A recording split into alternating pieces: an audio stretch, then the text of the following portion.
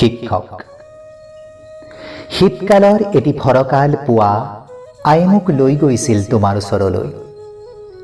শুভ্ৰ এটা টুপি আৰু দীঘল দাড়িৰ সতে তোমাৰ গম্ভীৰ মুখখন দেখি মই ভয়তে উচুপি উঠিছিলোঁ।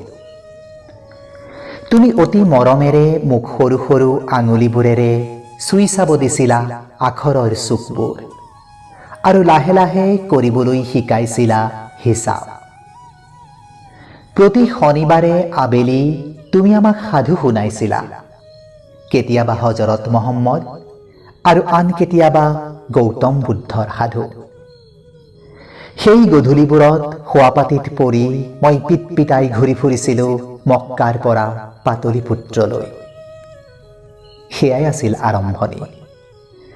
তুমি ভিন ভিন সময়ত ভিন ভিন ৰূপেৰে আহিছিলা।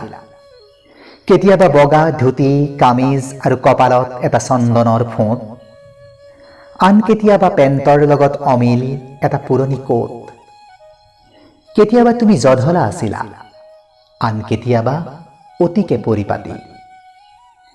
কেতিয়াবা তুমি আছিলা জ্ঞানৰ বটবৃক্ষৰূপী এজন পুৰুষ, আন কেতিয়াবা বিশ্বৰ শ্ৰেষ্ঠতম বিদুষী নাৰী। প্ৰতিবাৰে তুমি মোক আকাশখন চাবলৈ শিকাইছিলা। তুমি আছিলা শেক্সপিয়েৰৰ গুণমুগ্ধ। ঘনে ঘনে আওৰাইছিলা বাইৰনৰ কবিতা। তুমি বহুবাৰ কৈছিলা নিউটন, জৰ্জ বাৰ্নাৰ্ড শ্ব আৰু কটন কলেজৰ কথা। তুমি দিয়া এযোৰ দেউকাৰে, তুমি দেখুওৱা সপোনত উটি ভাহি কেতিয়াবা মই হৈ পৰিছিলোঁ অন্ধ এটি কোঠৰীৰ স্থিতপ্ৰজ্ঞ মেণ্ডেলা, আৰু আন কেতিয়াবা সৰ্বশক্তিমান জুলিয়াছ চিজাৰ। এনেকৈ ৰবাৰ্ট ফৰ্ষ্টৰ এটি মৌন পথেৰে তুমি মোক লৈ গৈছিলা লেভইচিয়াৰ, ৰাদাৰফোৰ্ড আৰু বোল্টজমেনৰ এখন অদ্ভুত পৃথিৱীলৈ, য'ত তুমি মোক শিকাইছিলা আপেক্ষিকতাবাদৰ দৰ্শন। আজি তুমি দিয়া মন্ত্ৰবোৰ বাৰে বাৰে আওৰাও মই।